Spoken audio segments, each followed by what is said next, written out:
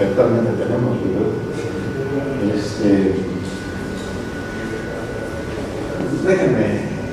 Déjenme poner un sistema de coordenadas. Quiero poner ahí X. ¿Por qué el X? Bueno, de poner los X acostados, y que está acostado hacia la derecha, ¿no? Sin embargo, nos resulta fundamental que el sistema de coordenadas sea derecho, ¿no?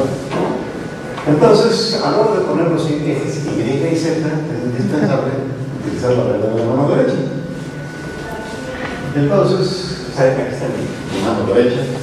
Este será entonces el eje X, el eje Y y el eje Z. Entonces, vean ustedes que yo he elegido allá el eje X, así que queda identificada esta dirección. Pero ven ustedes que yo puedo girar mis dos ejes. Y todavía no queda identificado cuál sea el eje Y y cuál es el eje Z, ¿no? Y bueno, yo tengo ganas de hacer las cosas de tal manera que a la derecha de ustedes va a estar el eje X. Va a quedar apuntando hacia arriba el eje Y, como nos pintando, ¿no? Queda el eje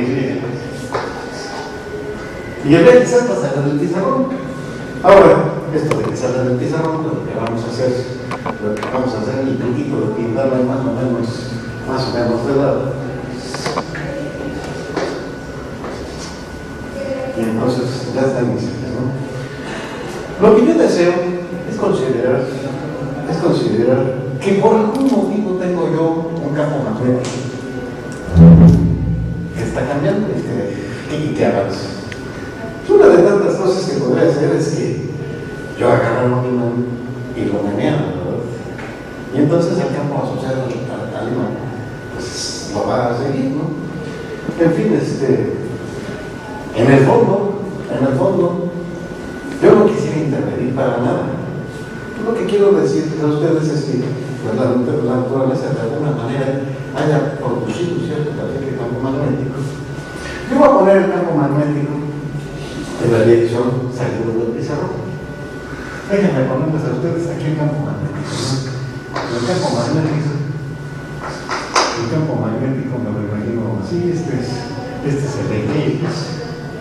Y aquí en este igual voy a radicar el campo que represento. Ustedes saben el campo magnético representa un número de cabello. Y entonces imagínense ustedes que tengo una curva así. El campo varía de lugar, no es constante, no es uniforme, quiero decir. Y si vuelvo a ver el campo magnético más adelante, entonces yo no me encontraría lo mismo, sino me encontraría que este perfil se ha desplazado una cierta distancia hacia la derecha, ¿no? Entonces déjenme, yo voy a repetir esta figura que acabo de hacer. A la hora de repetirla, voy a repetirla, porque si son malos para dibujar, ustedes, les va a salir una desgracia. Ya no se bien, ¿no?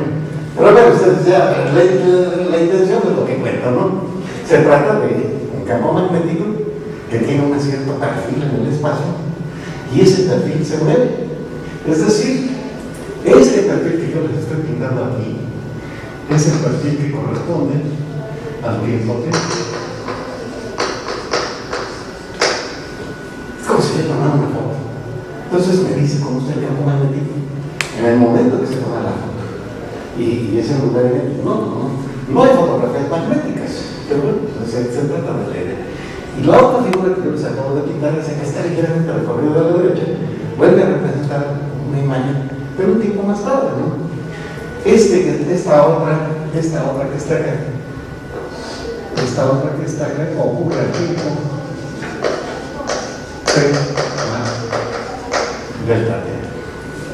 Noten ustedes, por ejemplo, que el máximo se ha desplazado desde aquí hasta acá. Esa es la distancia que ha avanzado el máximo, ¿verdad? Y de hecho todo ha avanzado exactamente a la misma distancia. Pero bueno, es más fácil identificar el máximo, ¿verdad? Esta distancia que ha avanzado,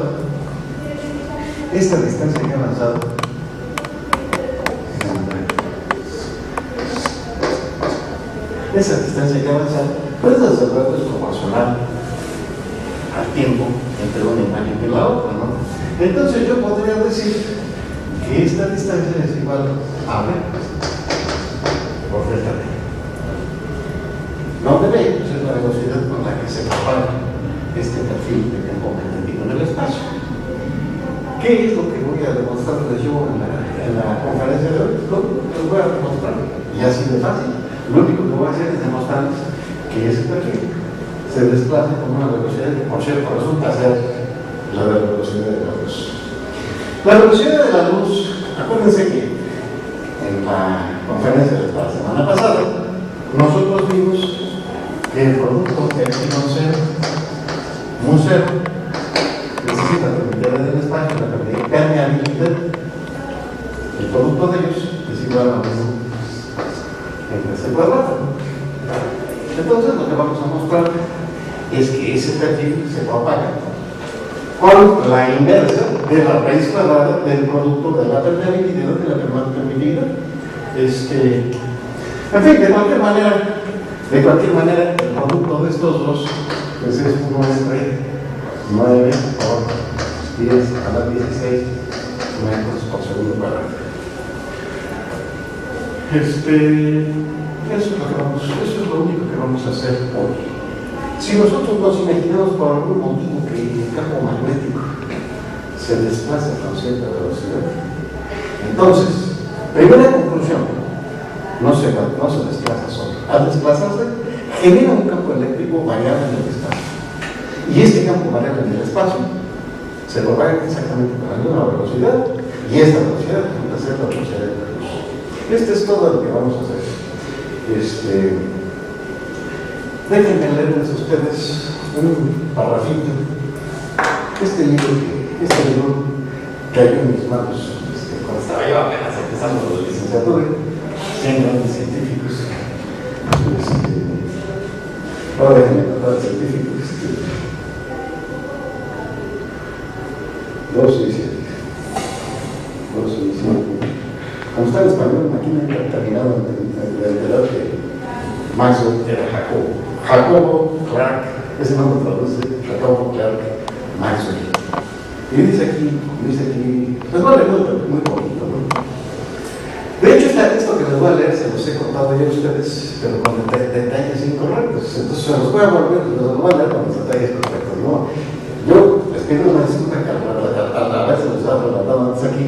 Yo he cometido tantos errores, pero digo, esto fue en 1970, 36 años después, pues todavía me quedaban algunos estudiantes, ¿no? Dice, el 6 de abril de 1846, hace 160 años, ¿no? Un importante grupo de científicos empezaba su acostumbrada reunión. En ella se presentaría la lectura de una disertación científica sobre la producción de óvalos y la refracción de la luz. Por óvalos yo me imagino, este trabajo, pero vamos a poner por óvalos me imagino elipses, ¿no? Elipses. El orador era el profesor Jacobo Forbes. A lo mejor es pariente del señor que le dio el nombre a la revistita esta de los más grandes rateros, de los más grandes rateros de la humanidad, ¿no? Brillante matemático de la Universidad de Edimburgo. El grupo era la Sociedad Real de Edimburgo y la característica singular de dicha reunión consistía en que al autor original de esta valiosa disertación no se le permitía leer e informar públicamente su obra, pues, entre comillas, no se consideró apropiado que a un niño se le permitiera subir a la tribuna. El joven genio que tenía 14 años de edad en esa época era, no me sabe decirle Jacobo, ¿verdad? Era James Clerk Maxwell, quien habría de lograr tanto en su breve y brillante vida de 48 años. Bueno, esto es todo lo que les quiero mencionar de este detalle, ¿no?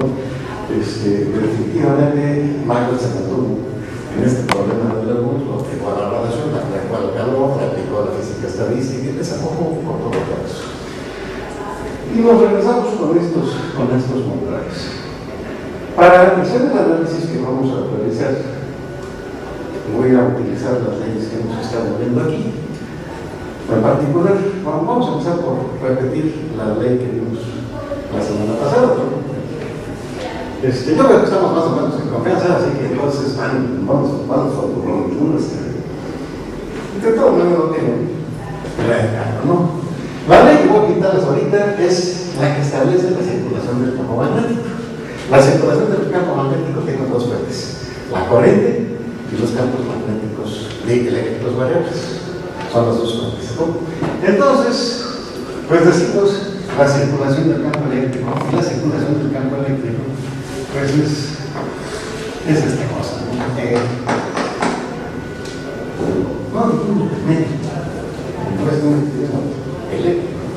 Lo malo es que este pizarrón no se borra. Así que como no se borra, entonces vamos a poner mejor la ley de Faraday y involucrar la circulación del campo eléctrico. La circulación del campo eléctrico es un diferencial de es una integral tomada a lo largo de todo un contorno. Como el contorno es sagrado, le ponemos pelotita. La circulación del campo eléctrico, pues, saben ustedes, que es igual a la menos razón de cambio en el tiempo del flujo magnético. Del flujo magnético que atraviesa el contorno cero. Es decir, la integral en el n diferenciales, en donde este es el elemento de superficie, n, la dirección del elemento de superficie, y este es el producto del campo magnético a lo largo de esa dirección. Esta integral se calcula a lo largo de la superficie limitada por el contorno. Quizás de una manera, mejor lo hacemos así, ahorita la aplico a algún detalle, ¿no? Y déjenme poner, ya que estoy poniendo de aquel lado las propiedades conectadas con la ley de Faraday, entonces de este lado voy a poner las que tienen que ver con la ley de Maxwell, con la ley de Ampère y la añadidura que le hizo Maxwell. Y entonces, ¿para qué vamos a empezar aquí? Bien, otra vez. Es la misma, la circulación, pero ahora del campo magnético, es decir, punto diferencial de él. Y esto es igual, quedamos que tiene dos fuentes. La circulación del campo magnético tiene dos orígenes. Una son las corrientes y el otro son los campos eléctricos variables. Vamos a poner las dos. Una se puede poner así como donde esta es la permeabilidad del vacío, y es esta precisamente que estábamos mencionando acá. Y hay un segundo término, que es mu cero, epsilon cero, y aquí es donde entra la llamada corriente de desplazamiento de Maxwell, que fue lo que vimos la semana pasada, ¿no? Y entonces la corriente de desplazamiento es la velocidad de cambio del campo eléctrico multiplicada por punto n diferencial de S. Es una integral de flujo extendida a la superficie limitada por el contorno. Desde luego, estas dos leyes bien podrían tener este contorno y aquel contorno ser el mismo, o pueden ser contornos diferentes. No le voy a poner aquí una señal que distingue estas letras de aquella, porque a lo mejor me da la gana aplicarlo al mismo contorno. A lo largo del día de hoy, de hecho, lo vamos a aplicar a contornos diferentes. Así que pues sí debería poner aquí una señal, pero no se la voy a poner. No se la pongo, porque no la van a ver ustedes en ningún lado de esta manera. La ley, dado un contorno, se aplica a ese contorno. Y un contorno no es más que una curva continua, cerrada, que empieza y termina en el mismo punto. Yo quiero aplicar estas cosas a un problema muy sencillo. Yo quiero recordarles a ustedes que vamos a componer un campo magnético que se desplaza hacia la dirección de las X, y este es el campo magnético. Estoy pensando que todo el espacio está lleno de este campo magnético, ¿no? Yo les dije que el campo magnético estaba en la dirección del eje Z, y el eje Z, acuérdense que lo tengo acostado, ¿verdad? Les voy a dibujar este contorno lo voy a dibujar acostado. Lo voy a dibujar acostado aquí en el plano de XZ. Vean ustedes este plano, lo tengo que girar hasta que coincida con este, y entonces voy a hacer el dibujo. Y a la hora de hacer el dibujo, pues tengo más o menos una cosa de este estilo. Bueno, que no me está saliendo, pero bueno, vamos a dejar de hacer ahí está. Está de cabeza, ¿no? ¿Por qué está de cabeza? Bueno, aquí en este punto tiene su máximo. Es el máximo valor de la ley. Y entonces, vean ustedes, el campo magnético se mide precisamente en la dirección. Por eso el máximo está hacia abajo, ¿no? Y entonces, yo podría pensar al tiempo que este perfil, pues lo tengo. Aquí tengo el campo magnético en esta posición. Aquí tengo el campo magnético en una posición ligeramente a la derecha. Y así sucesivamente. Así que entonces, yo eso lo llenaría con rayitas. Y las rayitas que yo le pondría, por ejemplo, es el campo magnético en ese punto, en el instante del tiempo t, y la altura es proporcional al campo magnético. Bueno, esto es lo que yo tengo ganas de pintar aquí. Y si lo pinto aquí, entonces lo pinto de esta manera. Vean ustedes que todas estas rayas son paralelas del eje Z, porque se trata de un campo magnético que es paralelo al eje Z.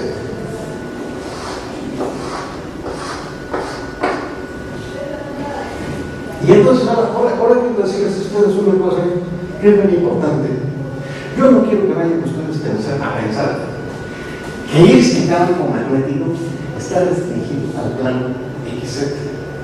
No se trata de un cuchillo así, sino este campo es igual acá arriba o allá arriba. O sea, tengo una ola de campo magnético que se propaga hacia allá. Si en lugar de haber utilizado el plano XZ, hubiera yo seleccionado otro plano XZ con otro valor de Y, pues también hubiera yo pintado exactamente este mismo perfil. Nada más que, bueno, pues este campo magnético en el plano que corresponde a este valor de Y, mientras que este es el campo que corresponde a una Y igual a 0, pues estaba en el origen. Entonces, por favor, piensen ustedes, este campo magnético que yo estoy considerando aquí, llena todo el espacio. Si ustedes estuvieran considerando un problema pequeñito, bueno, pues entonces, dentro de su cavidad, el plano es razonablemente uniforme en 2 dimensiones, pero varía en la tercera. La tercera es la dirección X, que es en la que estamos trabajando, ¿no? Y entonces ahora yo tengo ganas. Vean, entonces aquí está todo esto está lleno de campo magnético. Y yo voy a introducir aquí, un contorno. O por ponerles a ustedes el contorno más sencillo que existe, que es un rectángulo. O poner otro contorno muy sencillo, que es el círculo. Y otros contornos más feos, por ejemplo, un contorno feo. Ahí está el contorno feo. Este contorno, ven ustedes que es plano, porque lo pinté en un plano. Pero te podría estar todo arrugado, ¿no? Podrías tener la forma de una silla de caballo, por ejemplo. En fin, entonces, déjenme, por favor, poner un contorno. Este contorno. Es un rectángulo. De este rectángulo, ¿qué es lo que a mí me hace falta?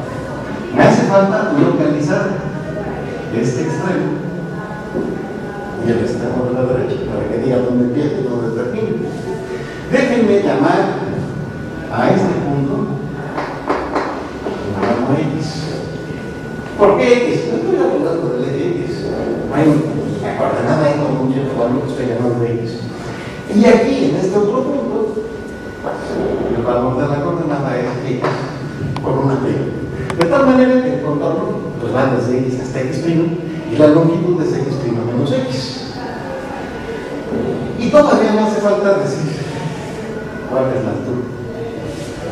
Déjenme ponerle una altura muy sencilla que les parece, o una primera puntada y entonces aquí le pongo una letra X. Se trata de un contorno cuya altura es L y la longitud es X' menos X. Este contorno posiblemente lo seleccione yo de grandes dimensiones, posiblemente no se observa en el microscopio. El gusto de la regla es que no le tenemos que dar valores geométricos a las variables, ¿no? Podemos simplemente decir, ya ha llegado el momento, le damos valores geométricos a las variables, ¿no? Yo lo que quiero ahora es calcular, lo que quiero calcular es el flujo. Entonces, primer problema, calcular el flujo de B en C1. Ese es lo que según es el contorno. A este rectángulo lo estoy llamando ese contorno, a lo largo del cual pienso yo aplicar, como voy a calcular el flujo del campo magnético en esta superficie, entonces estoy en estas condiciones.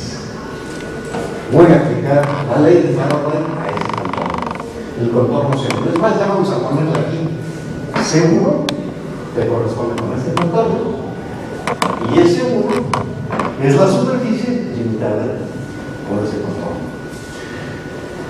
Yo lo que quiero, de hecho, es calcular el segundo miembro. El segundo miembro no me dice calcular el flujo, sino me pide que yo calcule la velocidad de cambio del flujo. Y entonces me van a decir, no, hombre, pero eso es más difícil. Porque calcular la velocidad de cambio del flujo significa calcular el flujo y luego, te hace una derivada, ¿no? Pues no, es más fácil calcular la velocidad de cambio del flujo que calcular el flujo mismo, ¿no? Y esto involucra realmente un truco precioso, ¿no? Este rectangulito que está acá lo voy a dibujar yo. Más rectangulito.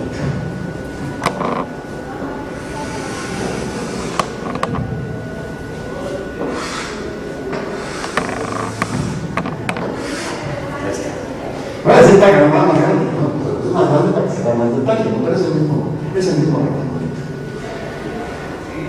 Y directamente el rectángulo, acuérdense ustedes que empieza en X y termina hasta acá en X'.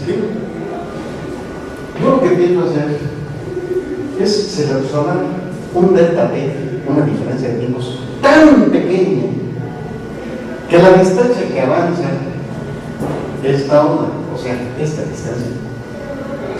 distancia es pequeñita comparada con la longitud del contorno que les estoy proponiendo. Esto me es fácil, yo selecciono un delta T pequeñito, ¿no? Acuérdense ustedes, por ejemplo, para fijar ideas. Ya saben ustedes que en un segundo la luz vuela mucho, ¿no? Se azota, recorre una distancia de 300.000 kilómetros en un solo segundo, ¿no? Díganme ustedes en qué tiempo recorre 30 centímetros. Pues la respuesta trivial es un nanosegundo, ¿no? Un nanosegundo es 10 a la menos 9 segundos. 3 por 10 a la menos 10 a la menos 9 da 3 por 10 a la menos 1, o sea, junto 3 metros, 30 centímetros. Entonces, en un nanosegundo se recorre esta distancia. Si yo quiero que en lugar de que sean 30 centímetros, sean 3 milímetros, bueno, pues lo divido entre 100. Y entonces tomo la centésima parte del nanosegundo y con eso ya recorro menos distancia. A veces uno utiliza tiempos pequeñitos. En física nuclear es típico utilizar el tiempo que le tarda la luz en empezar en un lado del núcleo y terminar del otro lado del núcleo.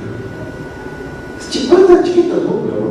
Pero la luz, por muy rápida que sea, no va de un lado al otro en un tiempo nulo, que toma un cierto tiempo. Y de hecho,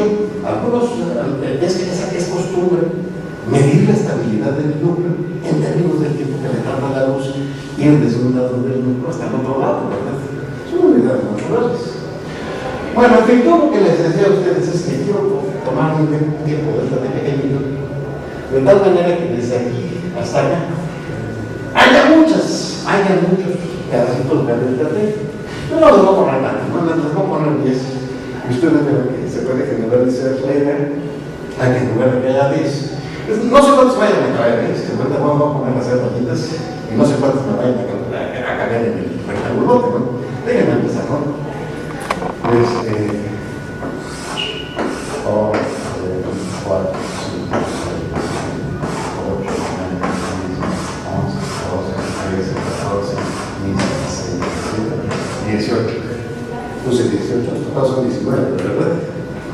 Vamos a ver. 1, 2, 3, 4, 5, 6, 7, 8, 9, 10, 11, 12, 13, 14, 15, 15, 16, 17, 18. ¡Ay, 19 familias! Y entonces yo puedo calcular el flujo del campo magnético a lo largo de toda esa superficie. Pero esa superficie la he dividido en 19 pedazos. Vean ustedes, yo podré calcular el flujo 1 en el primer pedazo, aquí sería el 2, el 3, el 4, aquí iría con el flujo número 5, este es el flujo número 10, el flujo 15 y el flujo 19. Y vean ustedes, el flujo del campo magnético al tiempo t, pues no sería más que Phi1 más Phi. Y ya casi terminé de ver ustedes, va a tener que hacer muchas operaciones para calcular el derivado, ¿no? Pero acuérdense ustedes que yo tengo que calcularlo también al tiempo t más delta t, ¿no? Phi t al tiempo t más delta t. Pero acuérdense ustedes que en delta t el perfil se mueve a la distancia de delta t. Es decir, si yo estaba aquí, termino acá. Si yo estaba aquí, termino acá. Si yo estaba aquí, termino el que sigue. Si yo estaba aquí en la última raya, pues termino en la última. ¿Qué significa eso? Miren ustedes, este avance en el espacio del perfil de campo magnético significa que si esto que está acá es al tiempo t, este que está acá al tiempo t se va a encontrar aquí. ¿Ves? ¿Vale? Y luego aquí había uno que todavía no considerado, yo no había considerado, vamos a llamarlo Phi cero, ¿no? Entonces vean ustedes que el flujo del campo magnético al tiempo t más delta t, pues de hecho va a estar, este que está acá, se mete dentro del contorno, mientras que Phi 19 se sale del contorno y ya no cuenta. Entonces, el flujo del campo magnético al tiempo t más delta t va a ser Phi 0 más Phi 18.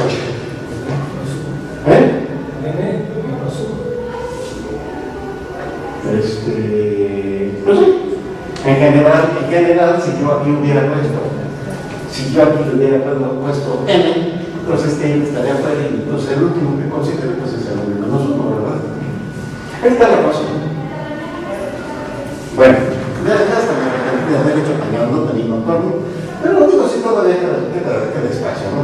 Vean ustedes, ¿cuál es el cambio en el flujo? El cambio en el flujo va a ser la diferencia entre este número y este. Es decir, es el flujo del campo magnético al tiempo delta t menos el flujo del campo magnético al tiempo t. Y esto va a ser esto menos este. Es decir, 18 menos 18. Mi respuesta, que no estoy de acuerdo con esto, mi respuesta, pues es este menos este, vean ustedes que Phi 18 se va a cancelar con este Phi 18. Y el Phi 17 con el Phi 17. Y el Phi 1 con el Phi 1. Pues me va a quedar Phi 0 en los Phi 19. Phi 0 menos Phi. Y el medio para puse paréntesis, pero aquí no le veo paréntesis. No memoria ya, no se puede, ya no se le puede dar, ¿no? Ese es el cambio del flujo. Y el cambio del flujo, a mí no me interesa el cambio del flujo, me interesa la velocidad de cambio. Entonces, este cambio lo tengo que dividir entre el tiempo que toma realizarse el cambio del flujo. Eso sí que es entre delta t. Pero si divido de este lado entre delta t, pues tengo que hacerlo también del otro lado. pues ya se lo vean ustedes. Esto que está acá es precisamente esta cantidad similísima que se dice esta cantidad. Todo esto, pues, agradecer a ustedes que siguiendo las recomendaciones de Newton,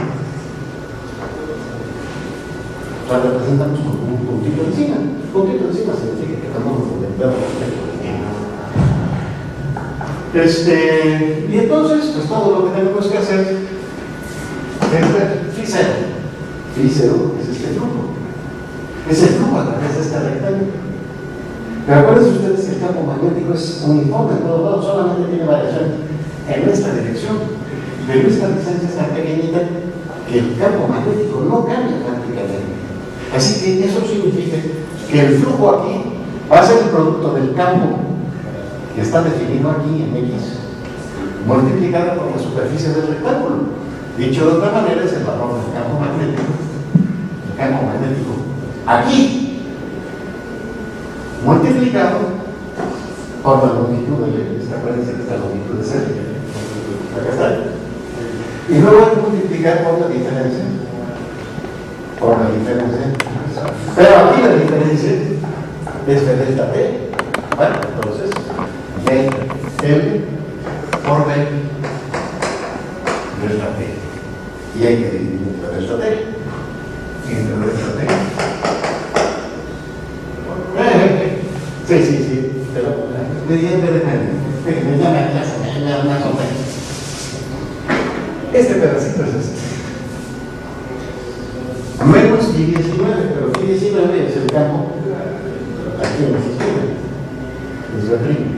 Menos B' por la altura L, por la altura de delta T, y todo esto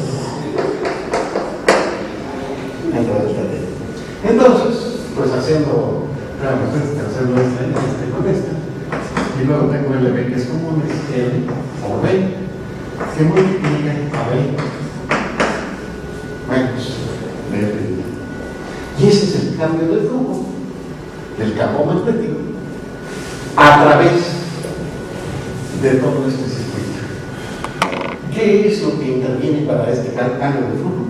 Pues el valor que tiene aquí a la izquierda y B' es el que tiene aquí a la derecha.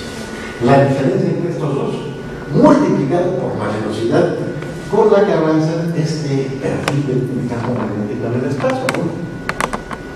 Pero ven ustedes, si estos dos campos no son iguales, esto no es cero, y si esto no es cero, la circulación del campo eléctrico no es cero. Y como no es cero, entonces el campo eléctrico no es uniforme en el espacio. Y aquí estoy demostrando lo primero. La variación en el espacio del campo magnético en movimiento da lugar a una variación en el espacio en el campo eléctrico.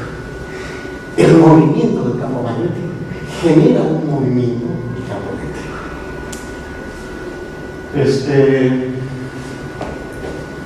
Bueno, ahora tengo que calcular. Ahora yo tengo que calcular el campo eléctrico, ¿no? Pero bueno, básicamente entonces,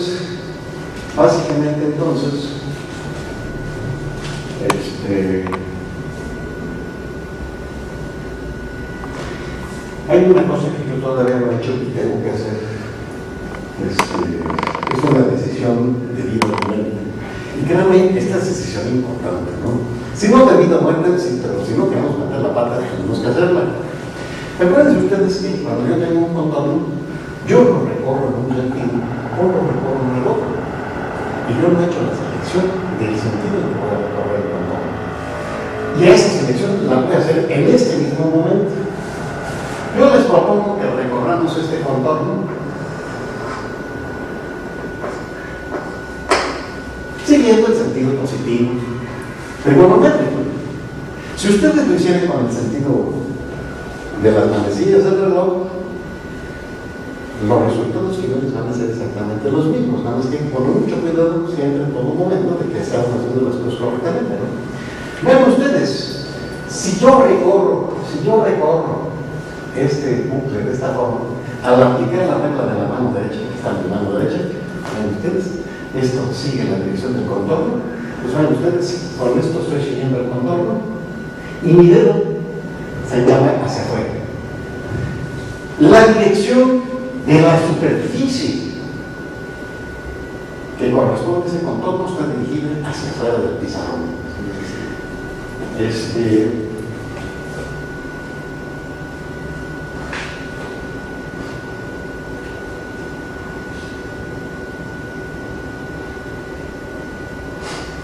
Bueno, entonces, esto me va a permitir calcular la circulación del campo eléctrico. Yo me voy a decir, bueno, pues vamos a llamar aquí el campo eléctrico, vamos a llamarlo primo. Y de este lado, pues llamamos E. Pero ustedes, con una prima, porque tengo la prima. Y sin prima, porque aquí no tengo prima. Para que sepamos a qué le estamos aplicando qué letra, ¿no? Estoy entonces pensando que el campo eléctrico tiene esta dirección. Y acá, bueno, pues acá tiene la misma dirección, pero posiblemente es de tamaño más chico o más grande. ¿No? Ustedes pueden ver que ya lo pinté de tamaño diferente. Yo no sé cómo son los tamaños. El caso es que vean ustedes. El campo eléctrico aquí es paralelo a la dirección del contorno. Y entonces este producto escalar aquí va a dar un número positivo. Mientras que vean ustedes, se siguen por acá, y cuando lleguen de este lado, el campo va hacia abajo, Perdón, el campo sigue hacia arriba, pero el contorno se queda para abajo. Entonces, en algún punto de 180 grados. Aquí el coseno va a ser -1. Esta parte va con positivo y esta parte con negativo. Y el campo eléctrico, teniendo esta dirección, es perpendicular aquí a esta cara. Entonces aquí hay un ángulo de 90 grados. Y el coseno de 90 grados va a ser, entonces ahí no contribuye nada. De tal manera que la circulación del campo eléctrico la puedo escribir, pues aquí vale E' por M, que es la contribución de este lado. Aquí no hay contribución porque la dirección y el campo son perpendiculares. Aquí nuevamente voy para abajo, pero el campo eléctrico va para arriba. Hay una contribución con signo negativo. Así que entonces tengo menos M. Ya terminamos de aplicar la ley de Faraday. Déjenme, esto es esto, pero este es este, y esto que está acá es esto que hicimos aquí. Dicho de otra manera, acabamos de demostrar, y luego voy a poner aquí el otro cuadro de prima, que no sé, que multiplica él, es igual a L, B, prima. Y hay un error, ¿saben cuál es? Este error es chiquito, voy a cometer otro más grande más adelante. Pero ahorita yo corrijo este. ¿Cuál es el error?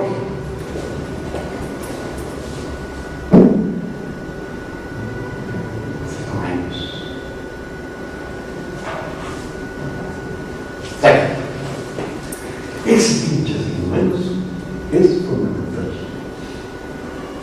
Y les decía, voy a cometer otra vez, voy a cometer otro error que es más grande. Lo voy a cometer a propósito, para que cuando vaya yo cometido, las cosas no salgan. Y entonces me voy a poner a buscar cuál es el error. El error va a ser otro pinche 5 menos. Cuando se corrige eso ya van a salir las cosas. Cuando era chiquito, vi un programa que se llamaba Lo que no se debe hacer y lo que sí se debe hacer. Estamos pensando con lo que no se debe hacer, ¿no? Vean ustedes la ley de Faraday aplicada a condiciones espantosamente sencillas. Allá voy a aplicar la ley de Ampère-Maxwell sin el término de Ampère. Es decir, que además vamos a poner el nombre correcto, pues la ley de Maxwell, ¿verdad? De estos términos, ¿cuál es el término de la corriente? Yo quiero analizar el movimiento de campos eléctricos y magnéticos en el espacio en ausencia de cargas eléctricas. No hay corrientes. En esas condiciones, por hipótesis, este término es nulo. Nada más que ahora hay otro problema. Yo aquí trabajé con un campo que sale del pizarrón. Lo he pintado aquí acostadito, ¿no? Pero el campo sale del pizarrón. Y ahora yo tengo ganas, voy a pintarlo con gris blanco, no sé qué también se pueda notar. Pero vean ustedes, este contorno está en el plano del pizarrón. Y el contorno, de tal manera que el campo que yo estaba interesado, que es el campo magnético, era perpendicular a la superficie del contorno. Les quiero pintar el nuevo contorno. El nuevo contorno que voy a utilizar es este.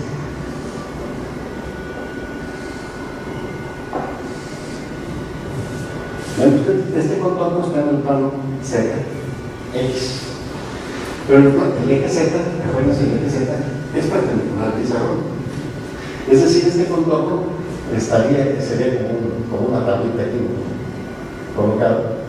Y entonces tengo que ver el campo eléctrico que lo atraviesa, ¿no?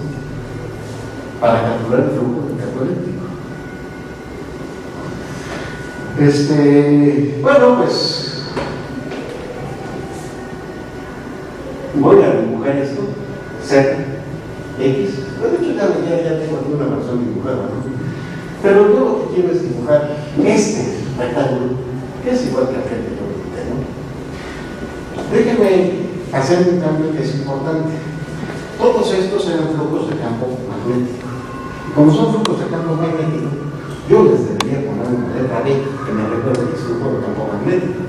Es decir, podría poner una B aquí arriba, una B, una B, una B, una B, una B, y ya está, ¿no? De tal manera que esta fibra pues fuera suma de estos elementos. Me parece que es todo lo que hay que hacer. Ahora voy a calcular los flujos eléctricos. Este campo eléctrico va para arriba. Y este rectángulo lo tengo de esta manera, así que está atravesando el rectángulo. Va de abajo hacia arriba. Y entonces ahora yo tengo ganas de calcular el flujo en este rectángulo. Este rectángulo que está acá, lo voy a pintar aquí. Y lo voy a pintar exactamente como está acá. Vean ustedes.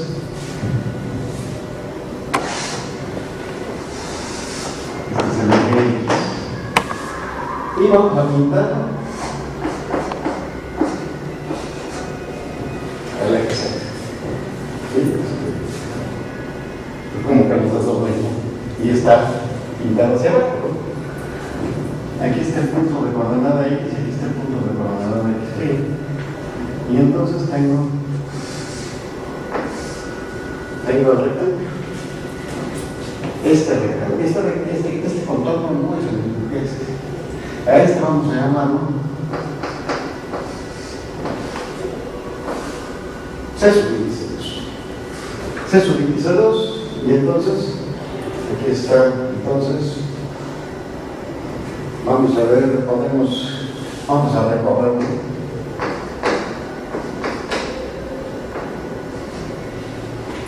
Vamos recorriendo, siguiendo las manecillas del reloj. Y entonces, acuérdense usted que yo tengo una hora de campo eléctrico. Acá voy a tener, como dijimos, esto es X. Entonces acá tenemos el campo eléctrico y acá tenemos E. Y vamos a hacer exactamente lo mismo que hicimos acá. Ahora, como ya lo aprendimos a hacer con 19 franjas, ahora vamos a hacerle con N, ¿no? Es más bonito con N. Vamos a ponerle el 1, 2, y esa es la enésima, ¿no? Sí, maestro, pero aquí la figura se ve como si el campo eléctrico fuera perpendicular al plano XZ, ¿no? El plano sí tiene usted razón. Y allá no parece perpendicular al Z. Sí, no, yo no he querido sugerir que tenga esta división de campo eléctrico, ¿no? El campo eléctrico, a lo largo de toda esta recta, a lo largo de toda esa recta, sale del pizarrón y su valor es el pico. ¿Sí? O sea, efectivamente tiene usted razón. Vamos a poner que a lo largo de toda esta recta, el campo sale del pizarrón. Vamos a ponerle aquí una pelotita. Ahí está el campo eléctrico. Y el tamaño de ese campo es el que, mientras que de este lado, aquí lo pongo más chiquito, pero puedo moverse más grande. Este campo, no, de ninguna manera, este campo, efectivamente, el campo sale del plano del pizarrón. Y entonces, a este le llamamos 1, 2 y este. Bueno, vamos a ver. Y entonces el flujo eléctrico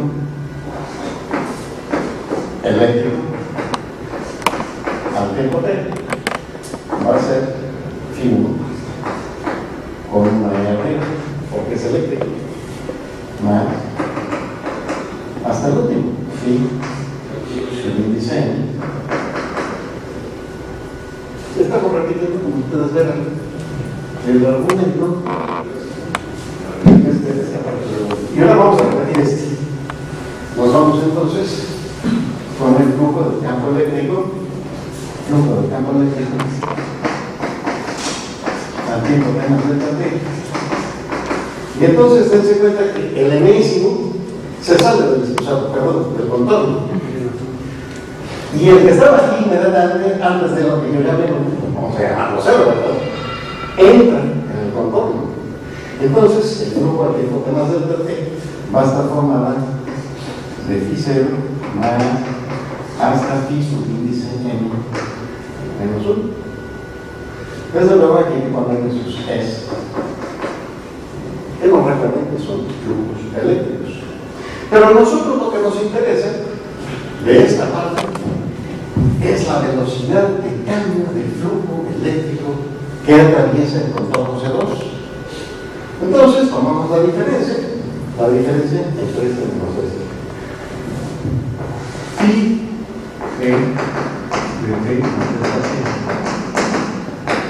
y lo restamos y al hacer la diferencia, vean ustedes que φ n menos 1 cancela el φ n menos 1 que está acá. Y así se van cancelando todos. Φ0 no se cancela con ninguno.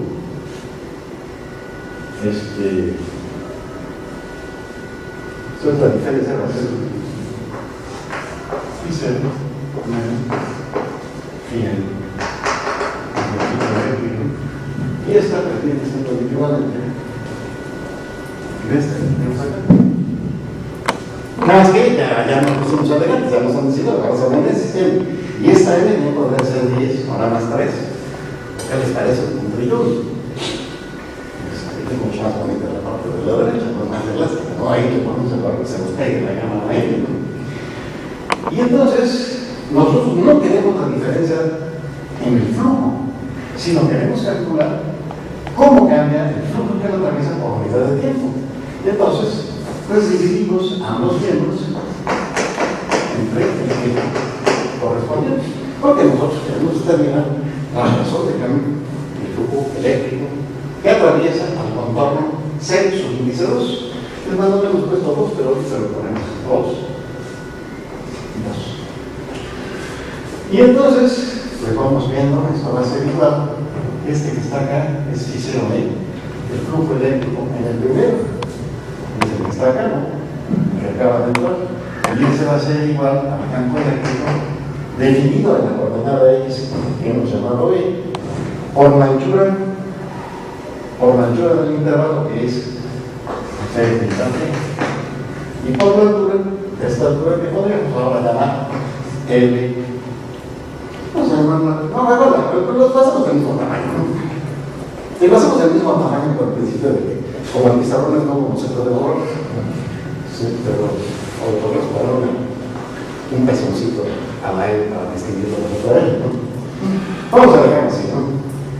Este es este número, le resto esta contribución, es así la de acá. Pero la contribución de acá va a ser el campo definido en X' menos R' por B, por delta T, por la misma L. Y esta diferencia la tengo que dividir entre delta T.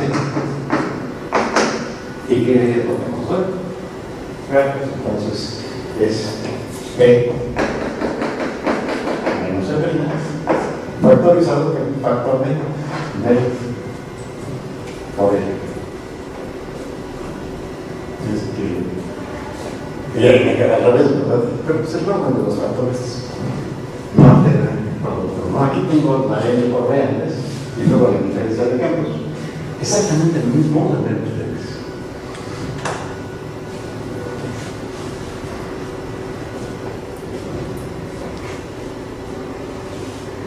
Bueno, pues viene la primera parte, porque esto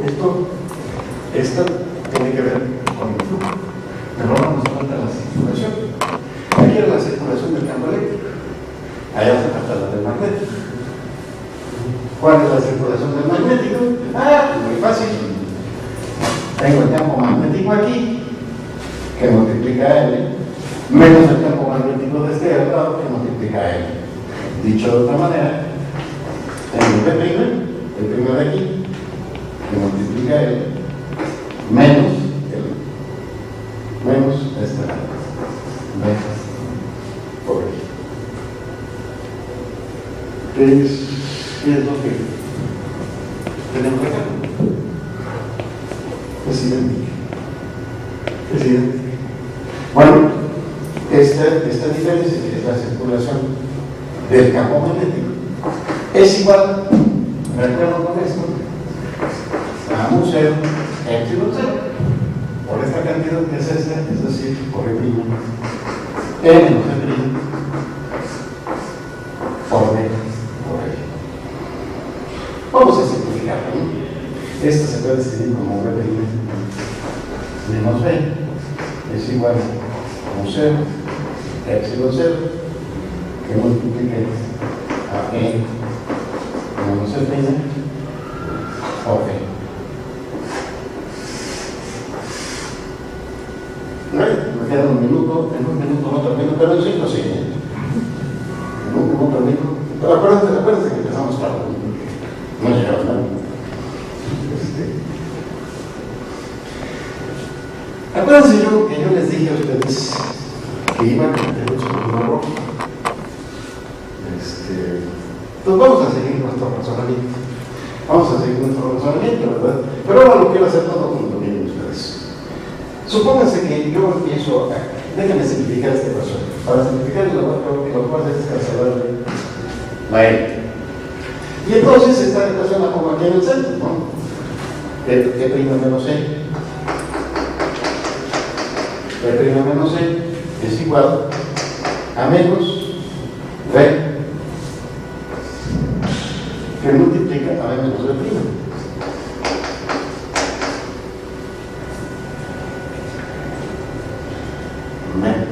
Meto el signo menos y entonces esto se transforma en B que significa la B menos B. Y ahora ven ustedes que acá tengo B' menos B. Va para allá. Entonces ven ustedes, esto va a ser igual a B. Y aquí entre los corchetes voy a poner el valor de B' menos B, pero B' menos B es mu 0, epsilon 0. Mu 0, epsilon 0. Por B, por E menos E'.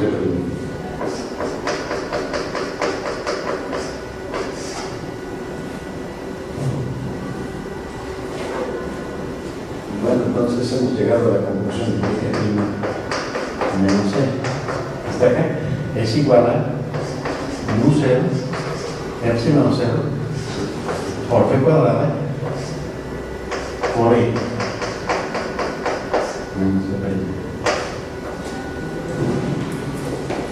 Ya ocurrió el error. Ya Vean ustedes, es imposible, ¿no? Un 0 y el 0 son dos constantes positivas. Un número al cuadrado es un número positivo, este número es positivo. Si este número es positivo, y prima menos e es igual a e menos e prima, ¡oh! E menos e prima tiene que ser 0. Si Maxwell no hubiera sido cuidadoso, llega aquí a, pues, no puede haber cambio. La conclusión es que el campo eléctrico, más bien la conclusión es que el campo eléctrico tiene que ser un solo. Maxwell no cometió el error que yo sí cometí. Vamos a decir dónde está el error del campo melódico. Miren ustedes.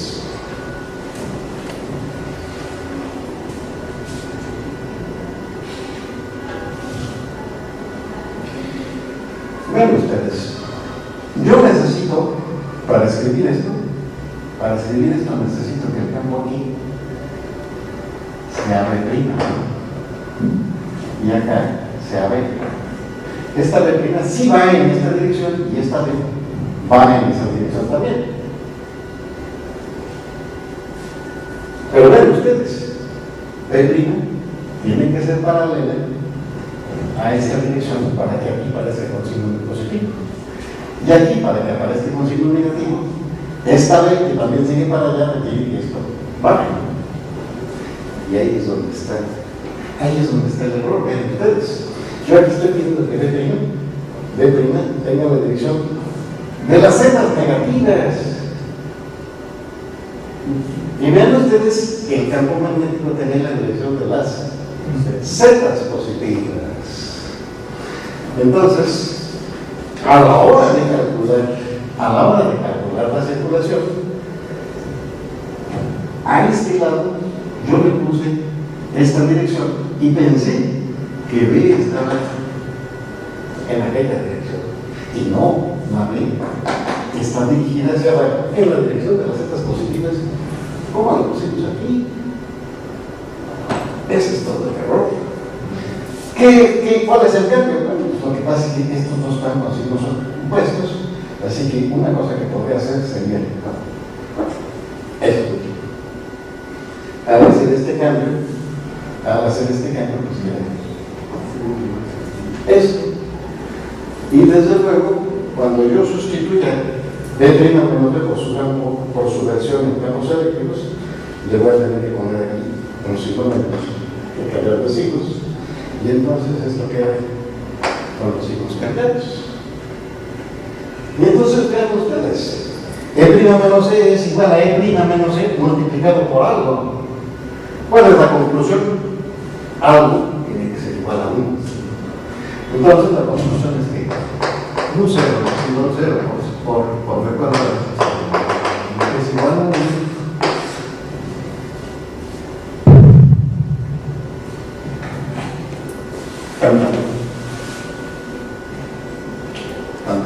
Se acabó. Si esto se mueve precisamente con la velocidad de la luz. Bueno, pues estos razonamientos fueron los que condujeron a Maxwell a decir que la luz, con la que veíamos, la de los colores y demás, era una onda electromagnética. Pero la primera confirmación no ocurrió sino hasta 20 años después, con los trabajos de Hertz, luego con los de Marconi, que se hizo millonario, porque fue el que descubrió la telegrafía islámica. Y desde luego, pues, todos los días se descubren nuevas cosas que nos siguen mostrando por todos lados que la luz, el calor y toda una playa de las radiaciones son de origen electromagnético. Una vez que no entendís por qué esa red es la velocidad de la luz. Bueno, quizás lo que nosotros tengamos que poner es que B cuadrado es igual a un museo. Esta es la conclusión, ¿no? Ahora, esta conclusión de esto, nosotros sabemos que este producto H0 vale 1 de 9 por 10 a la 16, ¿no? Así que entonces esto es 9 por 10 a la 16. De aquí se sigue que ve esta transformación a la hora. Esa es la conclusión.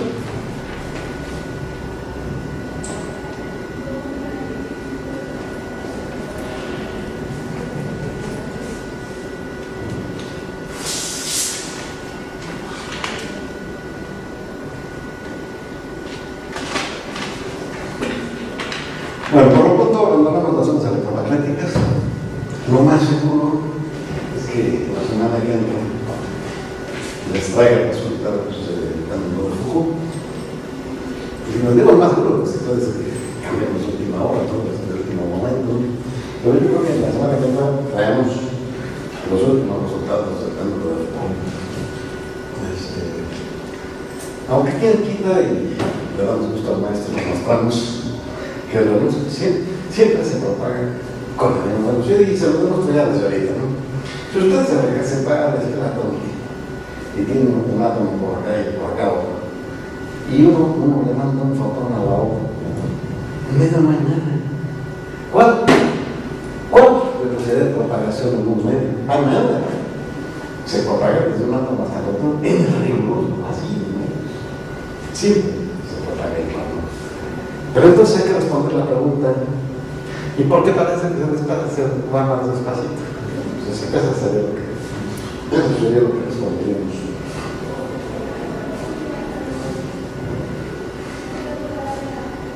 Bueno, pues muchas gracias, que tengan una buena semana y aquí nos vemos. A lo mejor nos seguimos ya todo el resto del año con ecuaciones de Maxwell, ¿no? Y podemos hacer, por ejemplo, polarización de la luz la semana que entra, ¿verdad? Mejor vemos eso, ¿no? Si mejor nos seguimos con leyes de Maxwell para terminar 2006.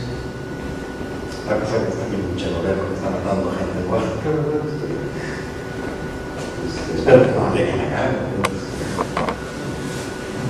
Con eso que usted dijo, se podría llegar a la conclusión de que entonces el vacío está tan vacío, por ejemplo, como el plomo.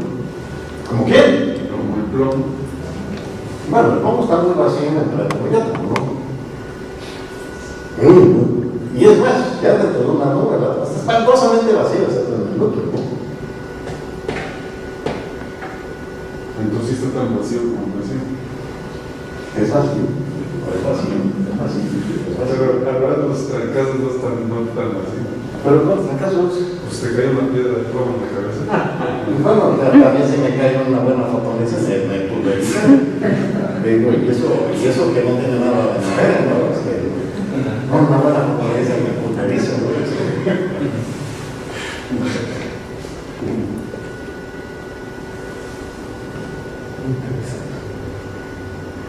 No digo una neutriniza, ¿no? Porque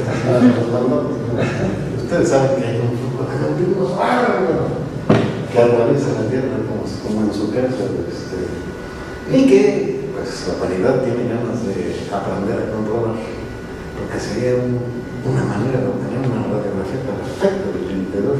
Ya no se diga de la Tierra, del Sol, de la Luna, en fin, son los rayos X perfectos.